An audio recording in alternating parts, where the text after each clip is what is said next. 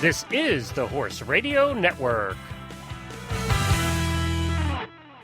This is episode 204 of the Stable Scoop Radio Show, Inner City Slickers. Please support our sponsors as they make this show possible. Kentucky Performance Products, scientifically proven supplements for your horse. Find them at stablescoop.com.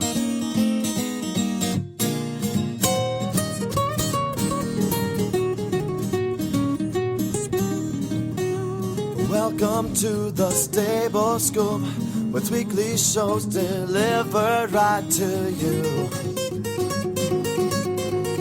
With Helena and Glenn the Geek, live from the stable, it's every week. They bring you the news through hail or high water, while using their tails as their own fly swatters. So sit on down and laugh till you poop, cause it's time again for the Stable Scoop. Stable Scoop. The Stable Scoop. Stable Scoop. I am Glenn the Geek. And I am Helena B., and you're listening to the Stable Scoop Radio Show on the Horse Radio Network. Well, howdy, Helena. Howdy! That's appropriate for today's show, isn't it? I know. We have to be all Western today. We have to think cowboy. Cowboy, because we're talking about inner city slickers. I know, but you know what, though? When I dress up in my cowboy hat and everything and my belt with the shiny buckle, I still look like a faker. That's because you're a geek from Pennsylvania. I know. I don't look like a cowboy. I drive horses. You just don't look like a cowboy. I just don't qualify. No. You look like a gentleman. What do they call that? A footman? Yes. Isn't that the guy who... Yes, and we've just been watching Downton Abbey.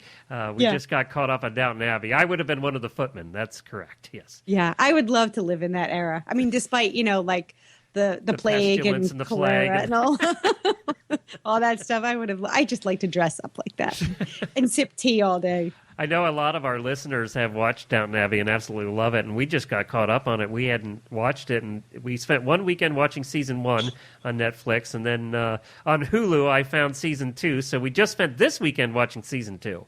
So now we're completely caught up. I guess season 3 starts in January, so we can't wait now. No, I know. January seems like forever, and it pretty much is. Have you watched it? Well, I did. I watched a few episodes. Yeah, not the whole thing, but because I came in halfway through the season. Yeah, you just have to go back and watch from season 1 on through, or it's episode 1 on through. It's just so well written and so intelligent a show. That's what I think that we really found interesting about it. And so many interesting, cool characters. It is well written. It is. And Maggie Smith is just amazing. Yeah. She's great. She's a great character actress. Yes. Yeah, terrific, actually. Well, we aren't here to talk about Downton Abbey. We're here to talk about something very American, not very British. And that is a program that came to my attention by the executive director. She dropped me a note one day and said, "Can you take a look at this? I think you might be interested in doing an interview." And then we had a side bonus for Helena and I, because now you can't pick on us about this because I know some of you are Three Dog Night fans. And we grew up in that era with Three Dog Night, and we still listen to that music. And Helena's been singing it all week since I told her about this interview. Oh, God, yeah. My father loved Three Dog Night, and he was a big musical influence on me. I mean, gosh, I grew up listening to this stuff. And then the Croft Super Hour, that was, whoa. Well, what we're talking about is a program called Inner City Slickers. It's a terrific program put together by a guy that was the drummer for Three Dog Night for many years. His name is Michael McNeil. And then he went on to be an actor and did many shows that you would recognize. He did that show, the Croft Super Show. He also was on Donnie and Marie, The Brady Bunch, and did a bunch of other acting as well along the way. And then decided, and he'll tell us about it, to start this foundation that he founded, and to change the course of his life and to change the course of a lot of kids' lives here in the United States. And then he got somebody else involved, Cindy Lindemann Corwin, is the executive director of Inner City Slickers, and she's going to be with us as well to talk about this terrific program. And that's what we have planned for the show today. Plus, Jennifer's joining us a little bit later with a product that you're going to want to hear about in the heat of the summer, because this product will help you be cooler. And she reviewed it for us, tried it out, and she's going to have a report a little later in the program. Plus, we're going to hear about Helena's new horse, Brody. Brody has arrived. He's there safe. He's safe, yes, and sound. We're going to hear more about whether she actually was brave enough to get on him yet. So that's coming up later on in the show. Later on in the show, too. So we'll be right back with all of that right after this message from Kentucky Performance Products. Regular listeners to the show know that we love Kentucky Performance Products. And that's an easy thing to do because Kentucky Performance Products stand behind their products and they believe in them. Your complete satisfaction is guaranteed. If you are unsatisfied with any of their products, they will gladly refund your money. Does your horse or pony get fat on air alone? Is he living in a dry lot or turned out with a muzzle? Can't feed him more than a handful of grain and some hay? Then you need Microphase. Microphase is a great way to ensure your horse or pony gets all of the nutrients he needs to stay healthy without adding calories to his diet. Microphase contains the vitamins and trace minerals not found in grass or hay, and your horse will eat it right out of your hand. You can learn more about Microphase and all of the products from Kentucky Performance Products by visiting kppusa.com. That's kppusa.com. Check out Microphase. And now it's time for the Inner City Slickers with Executive Director Cindy Corwin, Lindemann Corwin, and the founder, Michael McNeil. Well, hi there, Michael and Cindy. Thank you so much for joining us here in the Stable Scoop Show. Hey, thanks for having us. Yeah, great being here. Well, Michael, I have to start with you because you founded this organization that we've been talking about. And, let's go back a little ways, though. This is a long way to come from being a drummer, by the way, of one of Helene and I's favorite bands of all time, Three Dog Night. She has been singing Three Dog Night songs ever since she knew this interview was coming. I haven't been able to get her to stop. So this is a long way to come from doing that to doing all of the neat work that you're doing now. Sure. How did you get here? Yeah. How did you get here? Well, I mean, it's you started a life in entertainment and now you're giving back, which a lot of successful entertainers do. What was the spark? What led you from that? Because they're totally different worlds, I think, sometimes. What was your travels like from one world to the other? Okay, well, so around 74 to 77 was a Three Dog Night, and I had worked with Con and I had a studio band and whatever, and I thought I'd get out of that business and involved in another one that had a little bit more, I'd have a little bit of control over it, so I picked acting. So I lived next door to John Travolta when he was doing Welcome Back, Kotter, and we became friends, and I went on the set and ran into a guy named Harvey Lembeck, who was Eric Von Zipper in the Beach Blanket Bingo movies. He had an acting class. I said, "Hey, Harvey, I want to be an actor." He says, yeah, sure. Mm-hmm. Okay, we'll show up at such and such a place, and we'll put you on stage and see what you have. Well, in that class was Robin Williams and John Ritter and Elaine Boozler and Penny Marshall, and so I just basically watched as they performed. And I did have some good energy, and whatever. So he put me in his beginning class, and then 2 months later, I landed a television show on ABC, which was a kids show called The Croft Super Show, where I was a character in that show, and the name of the band. He wanted a person who could sing and dance and play drums, and it was called The Croft Super Show, and the name of the band was Captain Cool and the Kongs. And why does that sound familiar to me? You remember that show? I think I do. Captain Cool and the Kongs. How can you not remember a name like that? Yeah, tell me. I keep trying to forget it, but it keeps coming back. But okay, that's a long way to come. I gotta say this. That's a long way from Three Dog Night to Captain Cool and the Kongs. Yes, I remember. Yes, that was. I was there. Back. Yes. Okay. That was awesome. Yep. You don't want to forget that. Well, here's the thing.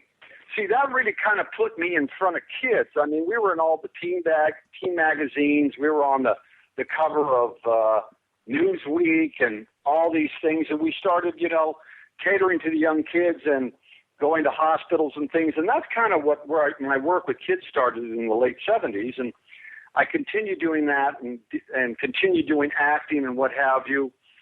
and actually got into producing commercials and infomercials. Fast forward to 1992, I was working with the Temptations on a promotional thing they were doing, and all of a sudden, the LA riots came, and we were watching LA burn from our Sunset office in Hollywood. And the thing was, is that of course I'm white and they were black, and we looked at each other and said, "What is up with this?" So I created a television series called Cool City Blues, and for the next 8 months, I walked the streets of LA, South Central, Compton, East LA, meeting everybody from the gang members to the church members, Korean, African American, Asian, the whole deal. And I really discovered an amazing group of people in that area. I've driven by it before, but never stopped.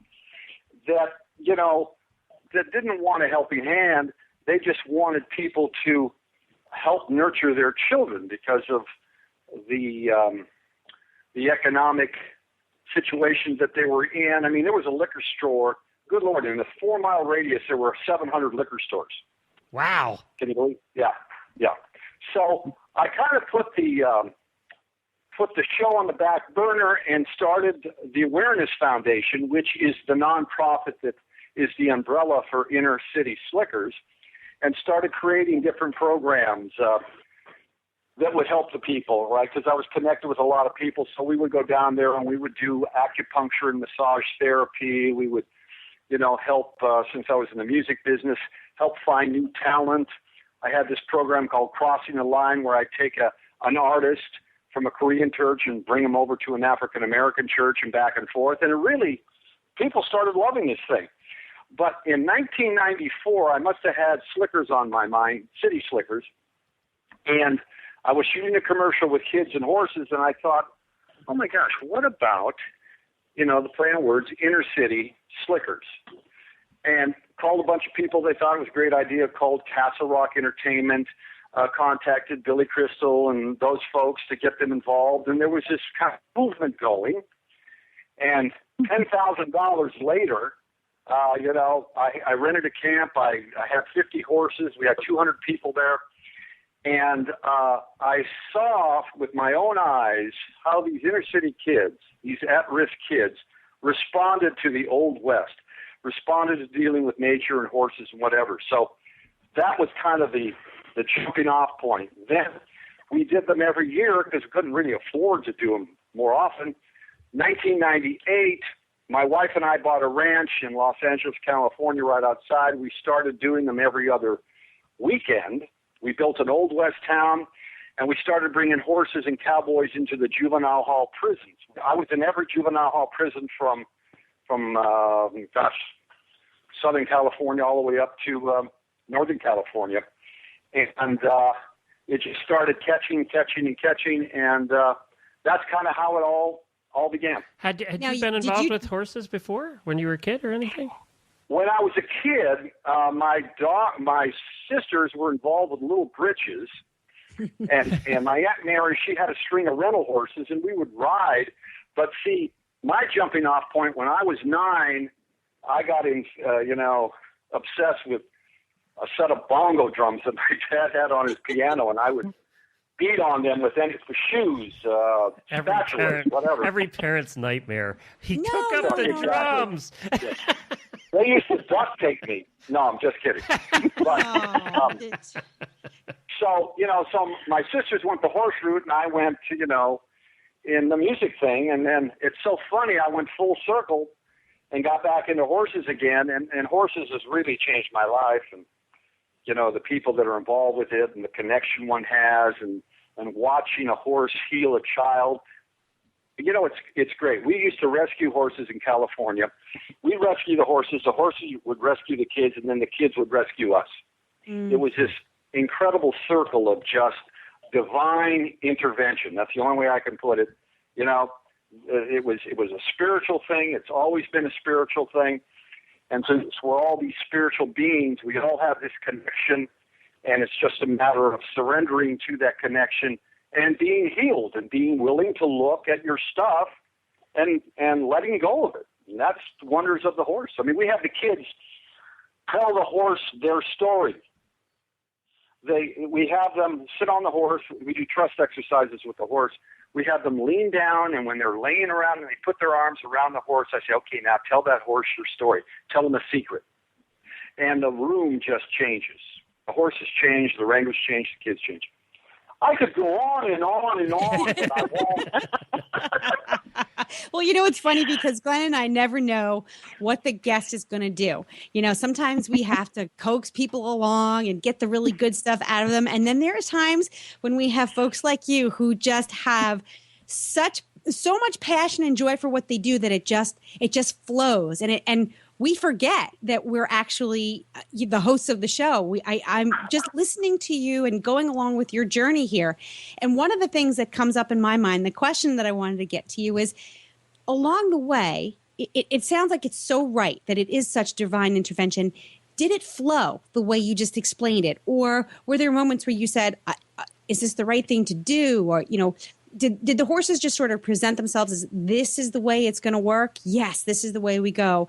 Were there ever forks in the road where you said, I just don't know if I should take a left or a right. I really like what I'm doing here. Were there ups and downs, or did it just flow? Good question. Let me see how I can answer that. Of course, there was always ups and downs. I mean, the city wanted to tear down our old West Town because it wasn't built to code. I run into apathetic community folks who think that their kids are fine and they're dying all around the place. But honestly, for me, I hate to sound Pollyanna with this thing, but I never, ever looked back. Once I locked onto this thing with the kids, I had 35 horses in California. My hay bill was $1,200 a month. That came out of my own pocket, most of it. I mean, it just was something I knew was right, and I got to tell you, I don't feel like I might say, geez, I never thought I would end up being a quote-unquote cowboy on a ranch, picking up horse poo-poo and, doing this, because I used to wear Armani suits prior to that, right? Right. Yep. So Yep. It just always seemed right, and I don't give a darn what comes in my way. It doesn't in any way challenge my integrity in regards to these kids need help, this works, and get out of my way. Well, let's go over to Cindy now, who's the executive director of Inner City Slickers. By the way, I love that name. And let's have Cindy tell us exactly what you do for the kids. What's the program like for them, and how they bond with the horses and how the horses help them? Well, you have to understand that a lot of these kids, when they first arrive, they're withdrawn, they're quiet, and they don't know what to expect. And they all have one thing in common, and that is that the adults in their lives, the people that they trusted to take care of them, haven't done that. And they've done the opposite in many cases. So what we do is we start off the day with, brief introductions, but we talk about horse safety and grooming, the basics. And one of the things that differentiates our program from others is that we actually aren't just giving pony rides or horse rides. These kids learn what it's like to actually do some work. We have them do chores like cleaning stalls, which, they all raise their hands. They went right in on that. But we might have them move hay or, do different things around the barn. And by doing that, they're actually working as a team. They're developing a skill that they may or may not know they're building when they're doing it, but they're also spending time around the horse. And then, as Michael said earlier, we do a series of trust exercises. One of them is the fall of faith. So, and Michael is incredible at this. I've watched him time after time, and he gains those kids' trust, and he keeps it for the rest of their lives. I mean, and so he'll talk to them about, do you want to go up the first rung on the ladder, or do you want to go to the top?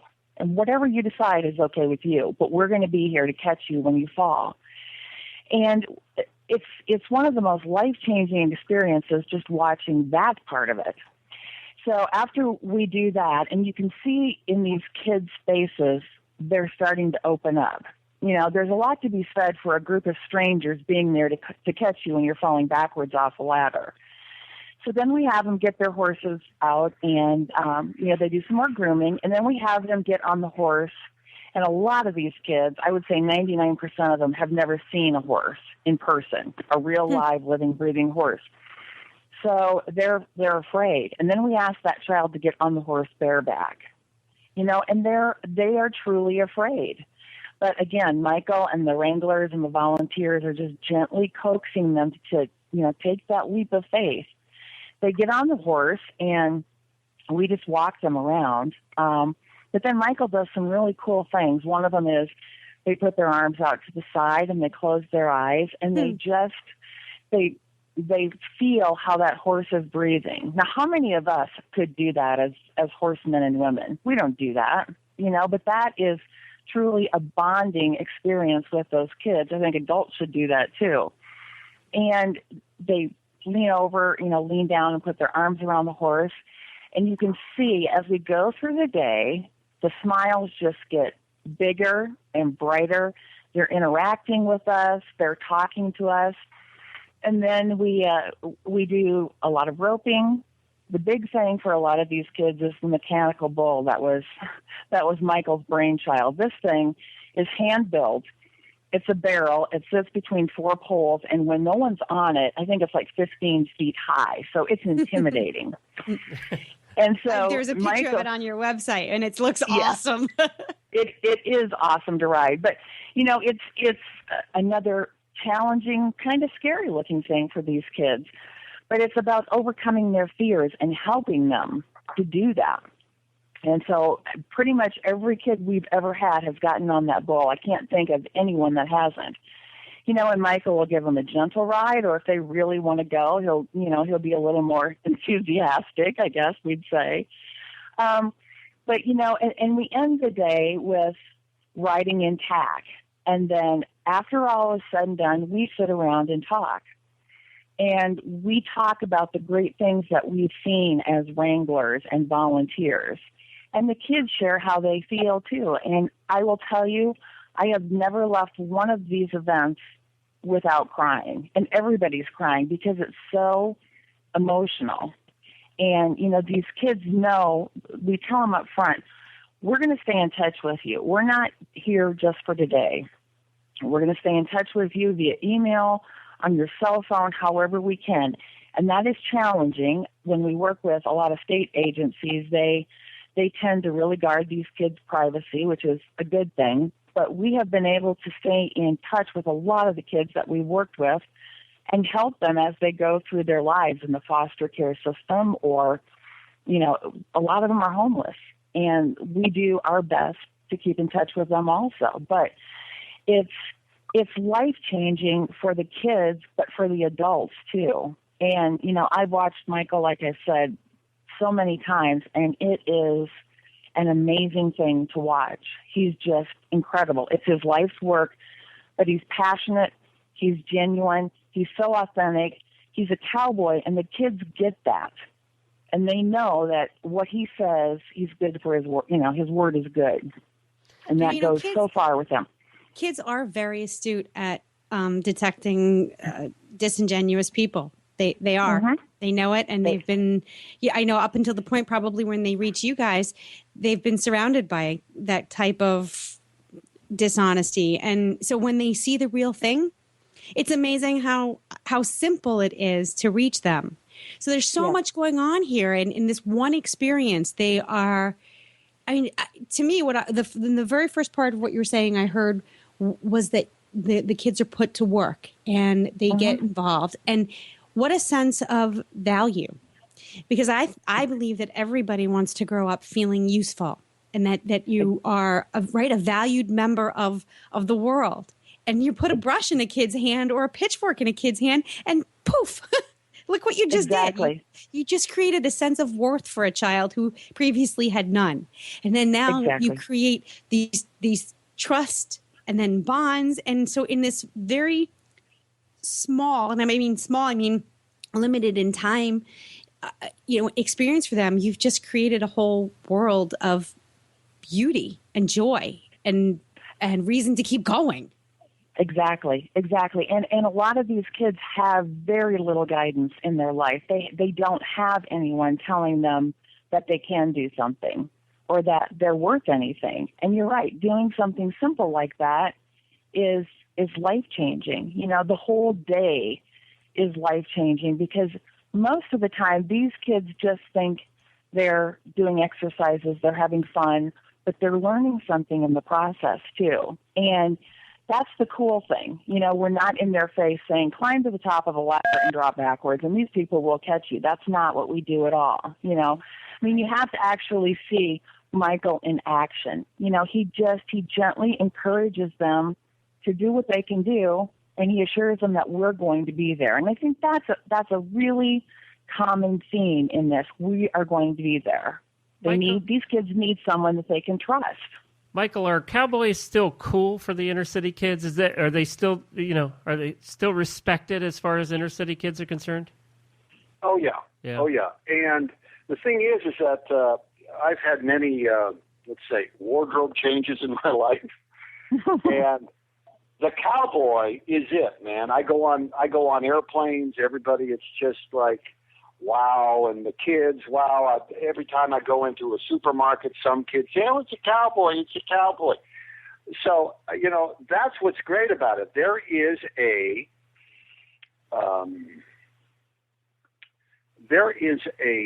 feeling about a cowboy that somehow they're safe, that they care. Now, of course, there's a lot of cowboys who are idiots, but the general feeling is that yeah, we know a couple of them. Yeah, really. You know, so they really respond to it. I love it. You know, I just love it. But you're right. You are right about that. And the Western lifestyle has that family and the sense of family and the importance of family ingrained in it anyway. Whether it's from the rodeo to any of the Western, you know, lifestyle things, that is part of the whole lifestyle. It's God and country. You know, and you know, you go to any rodeo in this country, and that's what you're going to see. You're going to see God and country and family. Those are the three things you're going to see at a rodeo. And you know, I think that, you know, we've met a lot of super nice cowboys, and they tend to have that, and wranglers, and they tend to have that. And by the way, I'm looking at your picture here, and your newest outfit, your cowboy outfit, and you do look like a cowboy, so you fit. Right. Well, you know, you're talking about.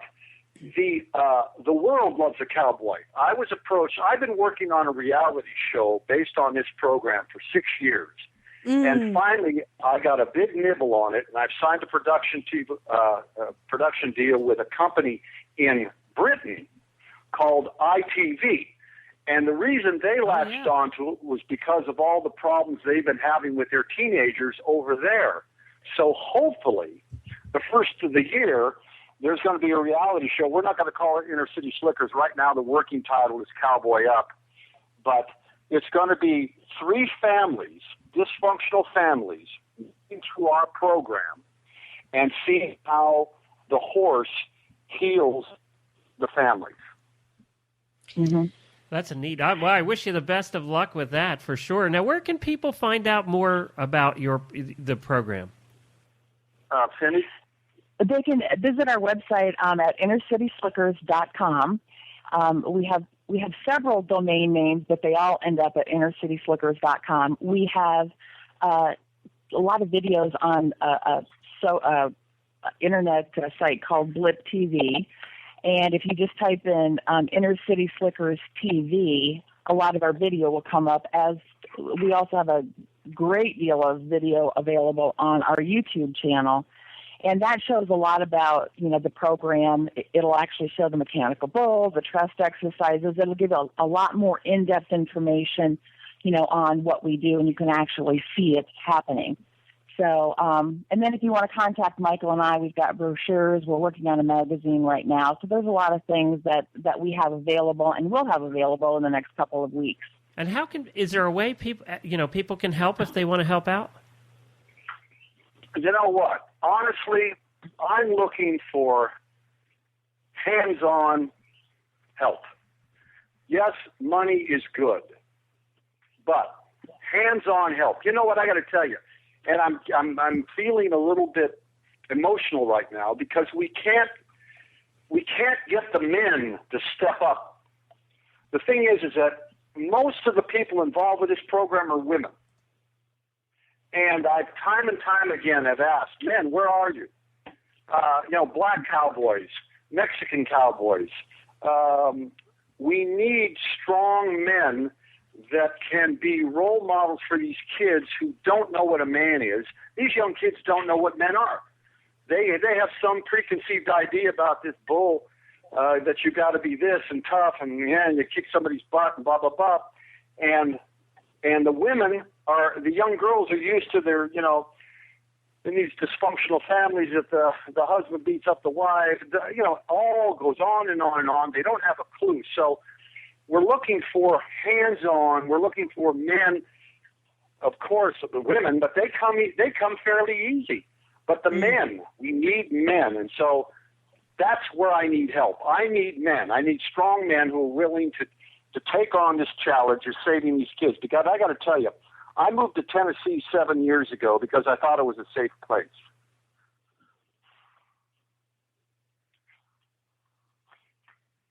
To raise kids.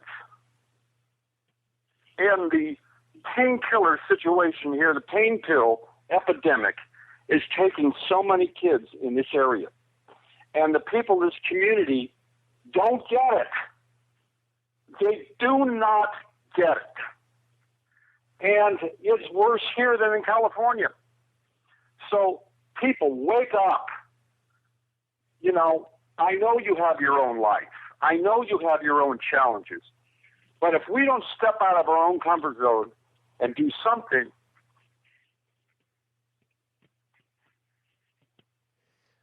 we can be a beacon. We can be a big floodlight. The lights tend to shine out in Hollywood, and they tend to shine in New York City and down in Wellington.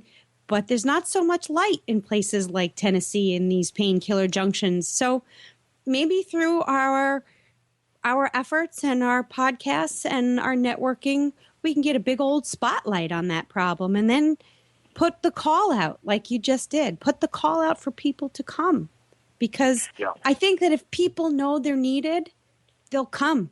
They just need to know they're needed.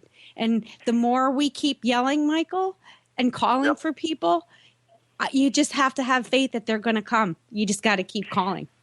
That's so true, because it's prevalent in every community, not just the painkiller crisis, but we deal with kids that are subjected to bullying. There's a lot of teen suicide. There's so many issues facing our kids, and they are our future. And it's like Michael said before, we need men to get involved. We need communities to get involved and get involved with these kids and make a difference, because we can do it, but we can do better, and we can help more kids if we have more involvement from everybody. I live in a small community in Iowa, and it is happening here too. There are a lot of at-risk kids all over, a lot of homeless kids, and they need our help. So we're doing what we can. The more help we get, the better. Well, we're going to see if we can get as many people to check out your organization as possible. And all our Stable Scoop fans, please tell your friends. Tell your friends about Inner City Slickers. It's easy to remember. Inner City Slickers, Stable Scoop, click, go, just learn a little bit. And I think you'll be moved to help. That's great. Thanks for having us. We really appreciate it.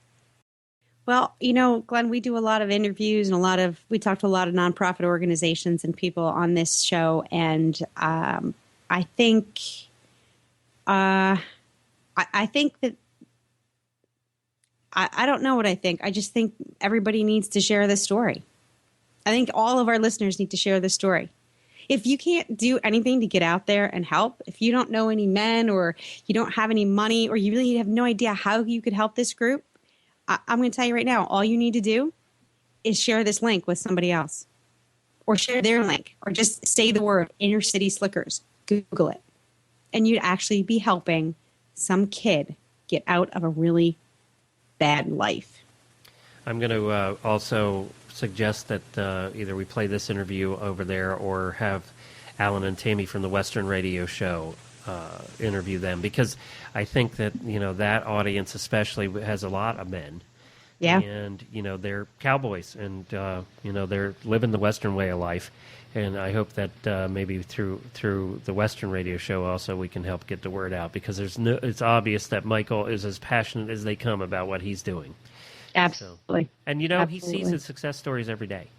Every day he does this program, he sees success and he sees what it does for the kids. So he's living it, which fuels that passion every day. So congratulations to him for what he has done. He could have, lived out his life on an island in Tahiti.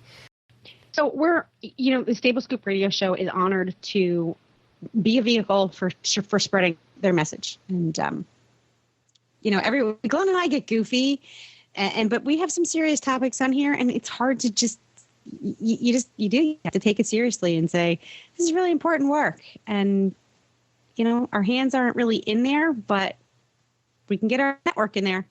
And we're glad that you stuck around and listened to this. It's important stuff. And now it's time to figure out how you can stay cool in the 100-degree heat all across this country with a product that we're reviewing on this week's Tack and Habit.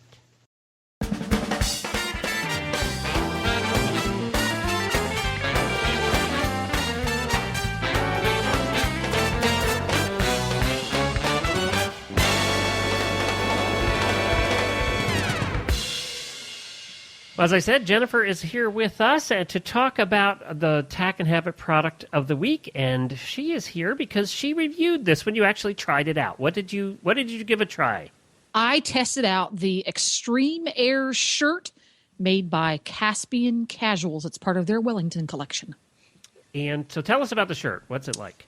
It's one of these really high-tech fabric shirts that you're seeing on the market now that are designed for athletes in what you might call more traditional or more mainstream sports.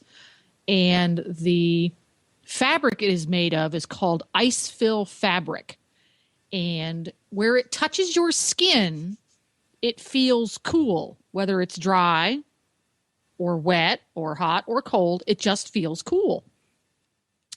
And the ladies down at the Ada show were telling me about this, and I don't know about that. That sounds a little weird. It's like, creepy. Wait a minute, it's Creepy, kind of weird. It's a long sleeve shirt. I'm sorry. It's going to stay cool, So she sent one up to me, or down to me here in Ocala, and I waited until it was properly hot and miserable to try this thing out. I thought, if I'm riding and it's 70 degrees, that really doesn't count, does it? Nope. So I waited till it was properly hot and sticky and sweaty, and I've ridden in it twice now. And it's a long sleeve shirt with the zip front, with the stand-up collar, which is what you see most in ladies' riding fashion wear these days. And it's got kind of an interesting design feature in that the bottom part of the sleeve, where it goes from the bottom of your wrist up through your armpit, is made of this really fine mesh material, which I thought was kind of interesting. And that does make a significant difference. That's airflow right there. That's airflow to the underarm area is key. Exactly. Is key. Yeah. Yeah. Ooh, yeah. How many times have you stood there like a bat?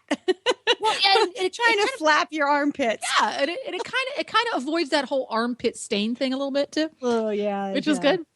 So I went out. I guess it was week before last or thereabouts. The first time I took it out, it was a healthy 90-something degrees. It was the middle of the afternoon in Ocala, Florida, so the humidity was about 375%.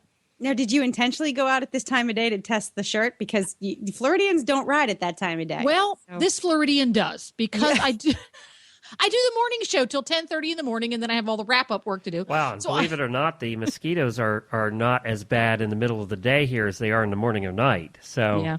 Oh, okay. Yeah. It's hot. It's hotter, but you preserve your blood volume better if you ride. Okay. The mosquitoes are horrendous. Now, Yeah. It says here, Jennifer, in the ad for this Extreme Air shirt, it says it lowers your body temperature by 6 degrees and has an SPF of 50. So it also protects you from the sun.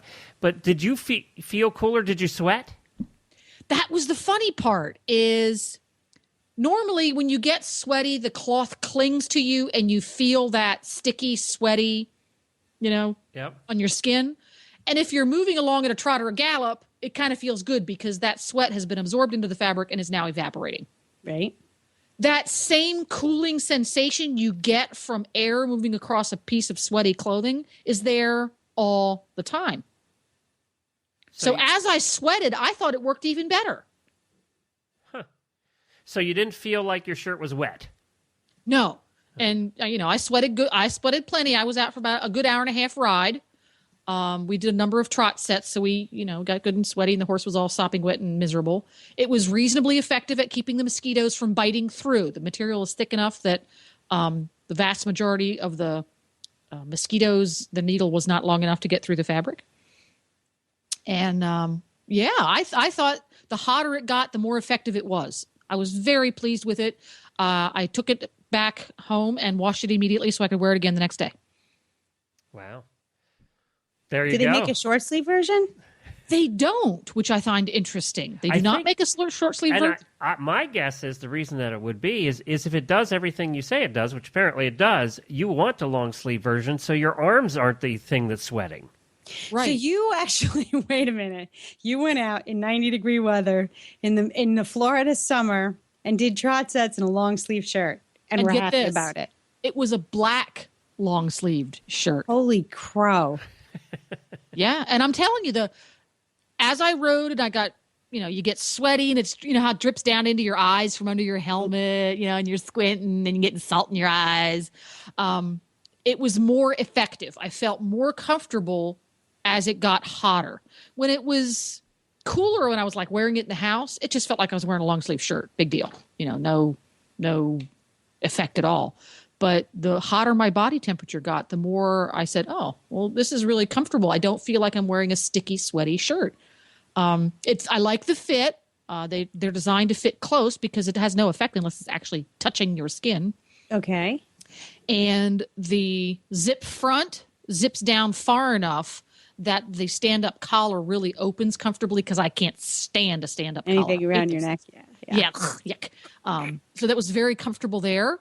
Now, the only downside is it does take a little care in that you daren't use fabric softeners on it and you're supposed to dry it on low.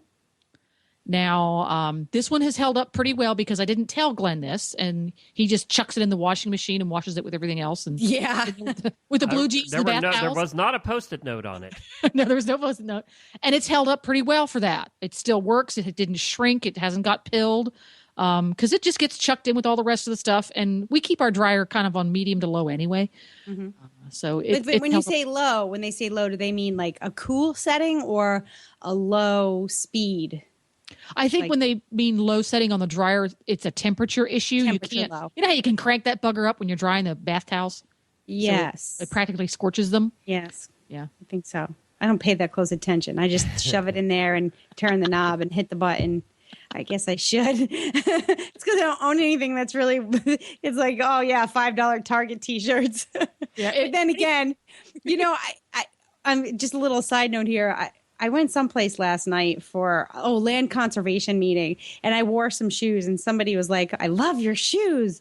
And she was a horse person, and I felt like saying, you like these shoes? You got to see the new Ariat breeches I just got. But it's like, you spend all your money on your good riding clothes. So the rest of my clothes are just junk. So I throw them in the dryer and don't even pay attention. All right. That was the scenic route too. The low setting is cool. Okay. So we have this t-shirt.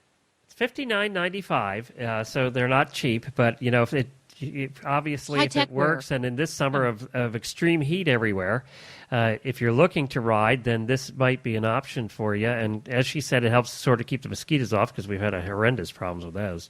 Now, the other thing, Jennifer, is these come in really cool colors. You got purple and orange and turquoise and pink I like the coral and blue and emerald. I mean, just burgundy, just all kinds of colors. Oh, yeah, coral and air papaya. Oh, I like the papaya.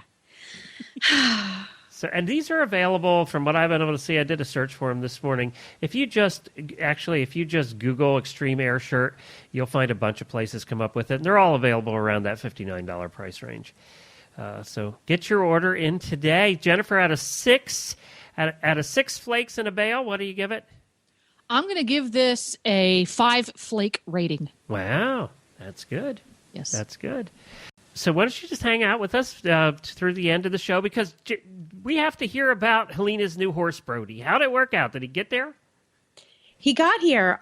Yeah, I never do things the easy way. So Brody arrived on Saturday afternoon, and then we had to ship out for Grace's first dressage show on Sunday morning at 6:15. So I had to get the barn ready for Brody. I had to get my kid ready. I had to get her pony ready. And then everybody got settled and we took off for Massachusetts. So he got here and he settled in very quickly. Very quick. He's very, very mannerly. Very. And remind everybody what he is again. He is a 13-year-old, 15-hand old-time Appaloosa. I like the old time Old part. time.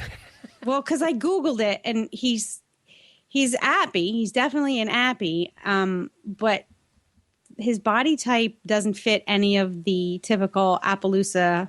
He's not the stock. modern type. No, he's, I what I've learned so far, and this is only with like one day Googling Appaloosas, is that they have different types of stock. I guess there's, you can have a thoroughbred stock, quarter horse stock, Arab stock, 1, 2, 3, 4, right? And then there's something called the old time, which actually comes from Andalusian stock. In many cases, right? So I matched up his body type with, the 4 and then the old time, and he definitely looks more like he comes from the Andalusian stock. Or he could just be an Appaloosa cross with a draft. Actually, some of the research I did way back when with Appaloosas, because I was just curious one day, if you follow the North American genesis of the Appaloosa breed, those did have Andalusian because of the Spanish influence, because the Appaloosa horses of the American Midwest were crossed with domestic stock that was imported to the U.S. So you had the cross of many different Spanish lines along with some of the more modern thoroughbred and draft lines.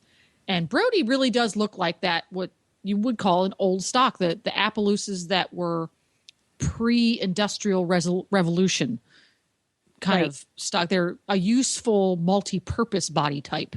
Yes. Yeah. Versus a horse that looks English or looks Western. If you just painted him brown and took a confirmation shot of him, he would match up to Justin Morgan. Really? Because it's just that he's more square than rectangular. He covers as much air as he does ground. Yeah. Versus the modern Appaloosa covers more ground than air. They're long and low, which is what most modern horses are. Mm-hmm. And he's got heavier bone than your typical modern light breed. Yeah. He's got he's got that square profile. He really is a classic sturdy horse. And that's one of the things that I loved about him when you first sent me his videos. Like, what a nice, sturdy looking little horse. Yeah. Yeah. And it's funny because, you guys have been all following me on my horse shopping travails. And he is definitely not something that I would have typically gone for. And I found him on Craigslist. And the greatest challenge for me shopping for horses is that is getting out to see them. I found lots of great horses at very far distances. And, that's just not practical for me to I don't have that kind of budget. I'm not going to get on a plane to go see a horse. But around here, most of the horses for sale are like show hunters or eventers that are in the $12,000 to $15,000 range. And, I'll call up an ad and say, oh, he's great. They're saying, oh, selling cheap or price reduced. And it's like, oh, he's under 10. I'm sorry. Was that $10,000? Yeah, right. No, I could furnish my entire house for $10,000 and your house. So, it's been really in the Northeast, there's a very limited amount. And when people do have a good, solid, quiet trail horse, they're not for sale. Yeah, because they're too expensive to replace. Well, speaking of good and solid, before we run out of time here, did you ride him? I did. I rode him twice so far, and I've lost a lot of confidence over the last 2 years, and so I'm taking it very easy, very slow, one step at a time. And I rode him yesterday, just at the walk. I had low expectations. We met those. We exceeded those. We did a little trot. I was happy and smiley and giggly. He was very well behaved. And then I rode him a second time today, and we had just as much success. Again, very mannerly, pushed the envelope just a teeny weeny bit. And he was very happy with, we're still in that getting to know you phase. So I'm really trying to keep my brain from overanalyzing anything, which is truly my greatest challenge. So compare how your confidence level and your trust level are riding Brody for the first time at your house to riding him for the first time at his previous home. Riding him in his previous home, I felt way more confident because I know that there is a consistency in his history at that place. I knew that I was told that he was there for 2 years. His job was teaching lessons to many beginners. I mean, dead beginners. He was in a program, so he was ridden just about every day. And so I know that horses tend to do well, and you can predict their behavior for the most part when they're in a regular program like that. So I was very confident riding him. In fact, I hacked him a mile down their driveway through the woods alone, and then trotted and cantered back by myself. I took him past some very scary stuff on their property, and again was very confident. He had a teeny weeny little spook, which something flapped and flew out right from under us. So, but then you get him home and it's like, whoa, wait a minute. He's totally my responsibility now. Completely different environment. How is he going to change from what I rode at his previous home? And so, that just knocked my confidence down. Well, what you're growing into is not fear, it's trust. There's a difference there. It's not fear. Right. It is. It's trust. And, I usually trust the horses much more than I do the people, because I have found, sadly, that people are very, very dishonest when it comes to their horses' temperament. Not just temperament, but like care. I used to lease a horse who was owned by another woman, and she was supposedly paying the barn to have the horse exercise because she couldn't ride him. So I rode him twice a week.